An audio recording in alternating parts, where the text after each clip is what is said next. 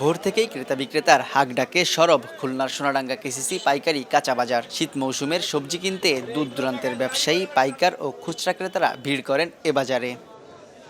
তবে স্বাভাবিক সময়ের চেয়ে বিপরীত চিত্র বাজারের। প্রকারভেদে প্রতি কেজি সবজিতে দাম কমেছে ২ থেকে ১০ টাকা পর্যন্ত। এতে সাধারণ ক্রেতারা স্বস্তিতে থাকলেও চিন্তার ভাঁজ কৃষক ও ব্যবসায়ীদের কপালে। উৎপাদিত সবজির পরিবহন খরচও উঠছে না বলে দাবি তাদের। যে দাম তাতে সাধারণ মানুষের ক্রয়ের মধ্যে আছে আর কি। সবকিছু 10 টাকা, 12 টাকা, 15 টাকা এরকম দাম সব তরকারির। অন্যান্য বাজার থেকে এখানে পাইকারি বিক্রি হয়, এই জন্য সবাই এই জায়গায় আসে। বৃষ্টি হয় নাই, ক্ষেত মার যায় নাই, ফসলটা ভালো উৎপাদন হয়েছে, তার জন্য দাম কম। কৃষক ন্যায্য মূল্য পাচ্ছে না, যার কারণে ক্ষতিগ্রস্ত হচ্ছে। এই জন্য এত তরকারি আসা বন্ধ হয়ে যাচ্ছে আস্তে আস্তে। এত কমে গেছে যে এতে কৃষক বেশি থাকে না, এর পরবর্তী পর্যায়ে খুব খারাপ হবে আর কি।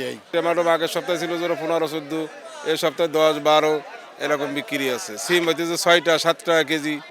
সিটি কর্পোরেশন পরিচালিত পাইকারি কাঁচা বাজারে ১.৫ শতাধিক আড়তদার রয়েছে।